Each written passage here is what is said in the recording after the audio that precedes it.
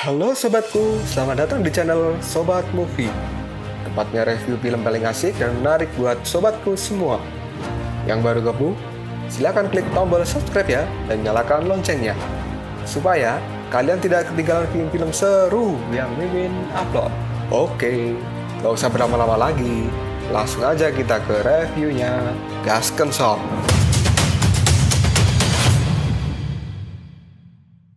Hey, oke, sobatku terkeren, terkecil, terbaik, tersemuanya. Kita masih bersama Sobat Movie, channel alur cerita terasik sepanjang masa.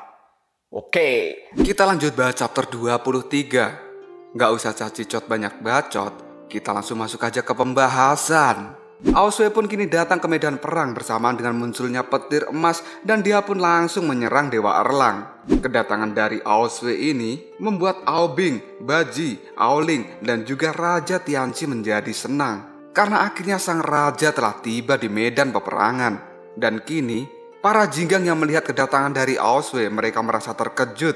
Karena tiba-tiba saja Aoswe muncul tanpa mereka sangka-sangka. Dewa Erlang yang menghadapi kekuatan baru Aoswe dia pun langsung berkata, menarik. Dan Aoswe pun kini berteriak, sekarang sudah terlambat untuk memohon belas kasihan padaku. Dewa Erlang pun langsung mengamuk. Dia langsung berkata, konyol sekali kau Aoswe, rasakan seranganku. Dan Dewa Erlang pun langsung mengangkat tombak mata tiganya sehingga Aoswe pun harus menghindar dari serangan tombak mata tiga itu. Serangan tombak dari Dewa Erlang yang tidak mengenai Aoswe. Kini Aoswe berkata, terlalu lambat kau dewa. Dan tiba-tiba saja Aoswe kini berubah menjadi seekor naga hitam. Dia pun langsung menyerang Dewa Erlang dan menggigit dadanya sekuat mungkin, sehingga Dewa Erlang pun kini menjadi terpental mundur akibat serangan dari Aoswe. Tidak hanya menggigit saja, Aoswe kini menggunakan tangan emasnya untuk mencakar dada Dewa Erlang. Dewa Erlang kini pun meringis merasa kesakitan akibat serangan dari Aoswe.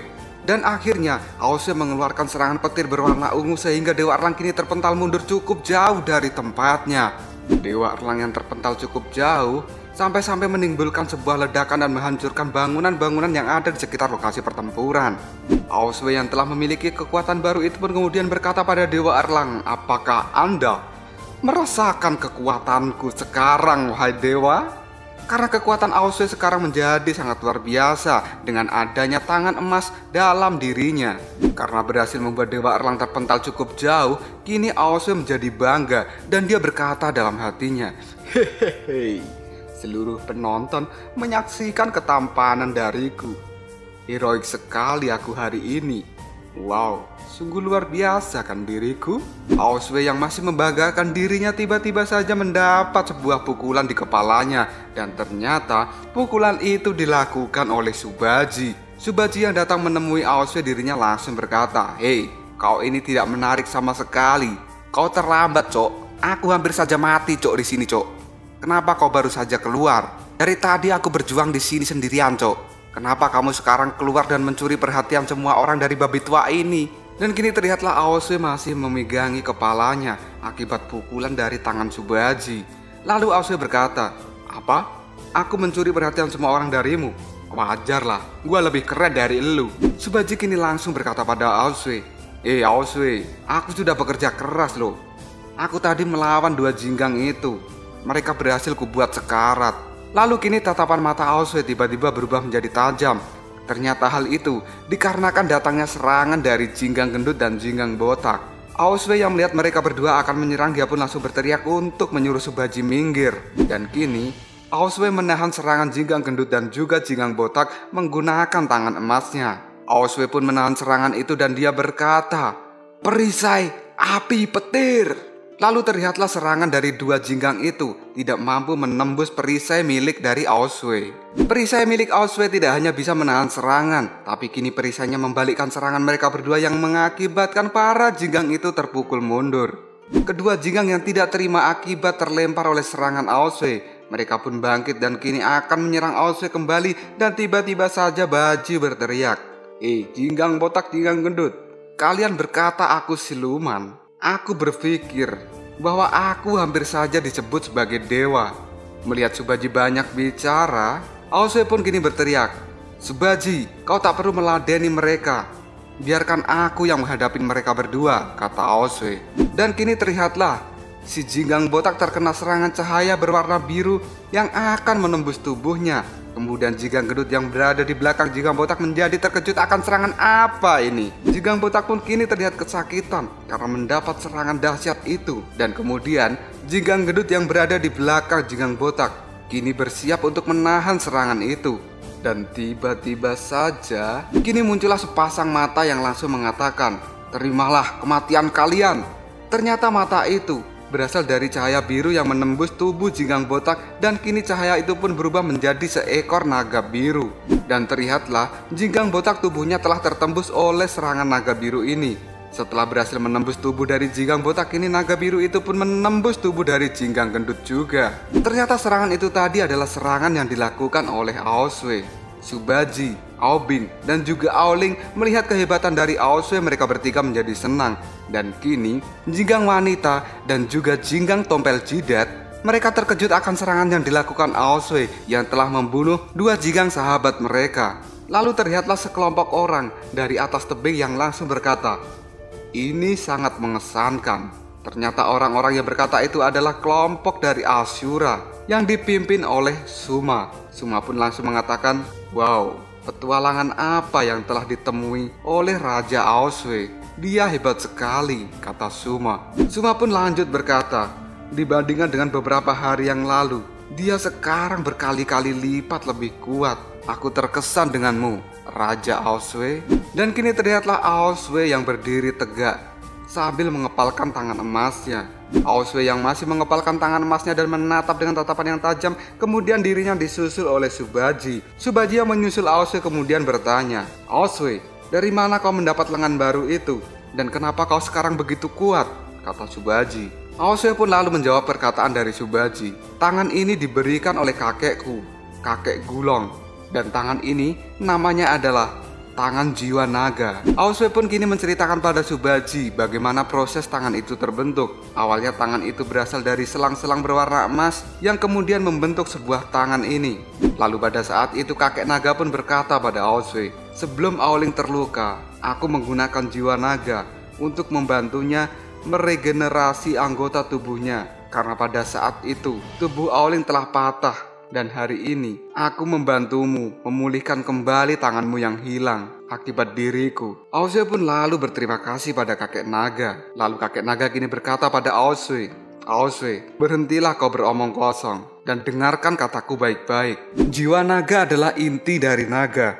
Dan jiwa naga 1000 tahun yang aku berikan padamu merupakan harta dari klan naga. Terakhir kali aku menggunakan jiwa naga ini untuk menyelamatkan Aoling, dan itu pun hanya menggunakan sebagian kecil saja dari kekuatan Long Yuan milikku. Tapi kali ini aku memberikan semua jiwa naga 1000 tahun milikku kepadamu. Tidak hanya memberikanmu jiwa nagaku saja, tapi juga akan memberikanmu kekuatan 1000 tahun milikku." Mendengar kakek naga berkata seperti itu, Aoswe pun kini menjadi bingung dan dia bertanya pada sang kakek, "Kakek, kenapa kau mau membantuku? Apakah yang kau lakukan ini untuk semua suku naga?"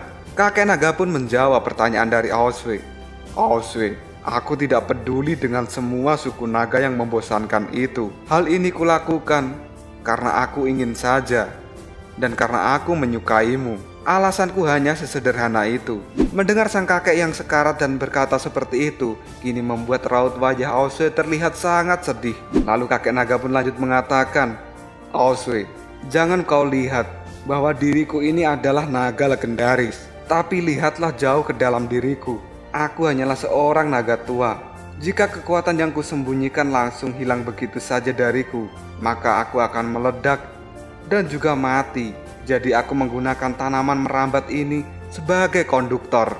Mendengar kakek naga berkata seperti itu, kini Aoswe menjadi bingung dan dia bertanya, "Kakek, apa yang harus kulakukan?" Dan kini terlihatlah tangan dari kakek naga mulai menyusut dan menjadi kecil. Hal ini dikarenakan semua kekuatan dari kakek naga ini telah berpindah ke dalam tubuh Aoswe. Sang kakek pun kini mengatakan pada Aoswe, "Yang harus kamu lakukan hanyalah sederhana. Berpikirlah bahwa dirimu itu adalah aku dan aku adalah dirimu. Sekarang kita akan terhubung satu sama lain. Hal ini dikarenakan tangan emas yang ada pada dirimu. Ketika tangan emas yang diberikan kakek Gulang pada Aosway telah menjadi sempurna, Aosway mengangkat tangan itu dan dia melihatnya dengan tatapan yang kagum, dan dirinya langsung berkata, "Ini adalah lengan perang jiwa naga Gulong." Mendengar semua cerita dari Aosway, kini Subhaji langsung berkata, "Aosway, babi tua ini tidak pernah mengganggumu. Tapi sekarang ada sesuatu yang aku cari." Aosway pun bertanya, "Apa itu?" Lalu Subhaji mengatakan pada Aosway, "Bisakah kau meminta pada naga Gulong agar dia memberikanku tangan seperti yang kau miliki itu, Aosway?" Aosway pun belum menjawab pertanyaan dari Subhaji. Dan kini tiba-tiba saja datanglah Dewa Erlang di hadapan mereka. Dan Dewa Erlang yang baru saja datang ini kemudian dia bertanya, "Sudah selesaikah obrolan kecil kalian?" Dan Dewa Erlang pun kini maju mendekat pada mereka. Tubuh dari Dewa Erlang ini sudah dipenuhi oleh api, dan bahkan baju zirah yang selalu dia gunakan ini juga sudah dilepas dari tubuhnya. Melihat Dewa Erlang mendekat pada Aosway dan juga Subhaji, Aosway pun lalu mengatakan, "Mata Tiga, dirimu benar-benar berbeda dari para jinggang yang telah kubunuh tadi. Ternyata kau sangat kuat ya." Sambil terus melangkah, Dewa Erlang kini mengatakan pada Aosway, "Serangan kecilmu tidak membuatku takut, Aosway." Dan kini Aosway melihat tajam ke arah Dewa Erlang dan dia pun berkata, "Menarik sekali. Aku sekarang tidak akan bermain-main lagi denganmu. Dan aku akan serius kali ini, Erlang." Mendengar Aosway berkata seperti itu, Dewa Erlang kini juga menjawabnya, "Dan aku akan menikmati pertempuran ini sepenuhnya, Aosway." Ketika Dewa Erlang sudah maju untuk melawan Aosway, tiba-tiba saja datanglah jinggang wanita dan jinggang tompel jidat. Mereka pun langsung berkata pada Dewa Erlang bahwa si jinggang gendut dan si jinggang botak mereka sudah tewas. Subhaji yang melihat dua jinggang itu berkata pada Dewa Erlang, kini Subhaji pun ikut mengatakan, "Hei Erlang, apa kau dengar itu? Jika kau takut, pergilah sekarang juga. Karena saudaraku ini akan meninjumu sampai alam baka," kata Subhaji pada Dewa Erlang. Tapi bukannya takut oleh gertakan dari Subhaji, Dewa Erlang kini malah menatap mereka berdua dengan tatapan yang sangat tajam sekali. Melihat Dewa Erlang dengan tatapan setajam itu, Subhaji pun kini bertanya, "Kenapa kau tertawa?" Dan Dewa Erlang pun menjawabnya, "Subhaji, kau ini masih suka sembunyi. Jangan berlagak hebat." Subhaji yang tidak terima dengan perkataan Dewa Erlang yang mengejeknya, dia pun langsung melompat dan akan menghajar Dewa Erlang. Dewa Erlang pun mengangkat tombaknya dan mengarahkan tombak itu pada Subhaji. Aura dari tombak itu pun kini membuat Subhaji terkejut, karena dari auranya saja sudah bisa melukai tubuh dari Subhaji. Dan kini kekuatan aura dari tombak Dewa Erlang telah berputar di antara tubuh Subhaji. Lalu Aosway pun datang untuk menolong Subhaji dengan menggunakan tinju tangan emasnya. Aosway yang mulai mengeluarkan kekuatan dari tinjunya kini dirinya berkata, "Mata Tiga, makan tinjuku ini." Dan tiba-tiba saja tinju Aosway kini melesat dan akan menyerang Dewa Erlang. Tetapi sesuatu hal mengejutkan Aosway dan Aosway pun berkata, "Tanganku, apa? Ini kenapa?" kata Aosway yang panik. Karena tiba-tiba saja dari dalam tangan Aosway kini keluar selang-selang emas yang pada saat itu membentuk tangan Aosway. Aosway yang panik, kemudian dia berkata, "Lengan nagaku kenapa? Kenapa ini berubah menjadi seperti ini? Beberapa tentakel telah patah," kata Aosway. "Kita berpindah ke jalan monster. Di sana ada Bailang yang berlari untuk menghindari kejaran dari Biksu Tong, dan Biksu Tong pun tak akan membiarkan Bailang kabur begitu saja." Biksu dan Yuto yang mulai mengejar Bailang kini disusul oleh Wuching yang langsung bertanya, "Guru, apa yang terjadi?" Dan Biksu Tong pun berteriak, "Wuching, cepat! Hentikan Bailang!" Wuching pun langsung berubah ke dalam mode pasirnya dan dia pun mengejar Bailang dengan sangat cepat. Tapi kecepatan lari Bailang sungguh tidak dapat dikejar oleh siapapun. Wuching yang berusaha mengejar Bailang, dirinya pun berteriak, "Bailang, berhentilah!" Dan kini Bailang pun berhenti karena tiba-tiba saja di depan Bailang terlihatlah jurang air terjun. Lalu Wuching yang masih mengejar Bailang kini dia berkata, "Bailang, apapun yang terjadi, kita akan membantumu." Bailang yang terlihat menangis, dirinya pun berkata, "Terima kasih saudaraku, tapi aku tak bisa kembali lagi." Wuching pun lalu berteriak, "Guru pasti punya jalan keluar atas solusi ini, Bailang." Bailang yang masih menangis dirinya pun berkata, "Apalagi yang bisa aku lakukan dengan wujud yang seperti ini? Aku sudah tak punya cara lagi. Aku akan pergi sekarang. Setelah berkata seperti itu, Bailang pun kini melompat ke jurang air terjun. Dan Wuching kini gagal menangkap Bailang. Bailang yang melompat dirinya lalu berteriak, "Aku hanyalah monster, aku hanyalah seorang binatang buas. Dan aku tidak memenuhi syarat untuk menjadi murid dari guru." Melihat Bailang telah terjatuh dan Wuching gagal menangkapnya, hal ini membuat Wuching sedih. Dan dia pun berkata, "Bailang, kau ini kenapa? Lalu apakah yang akan terjadi selanjutnya pada Bailang? Dan kenapa tentakel di tangan Ausweg ini putus?" Tunggu aja jawabannya di next video. Koprol Sob. Tetap stay di channel Sobat Movie dan jangan lupa klik subscribe, like, dan share ke teman-temanmu agar channel ini dapat berkembang dan menghibur kalian semua. See you next tomorrow. Bye-bye.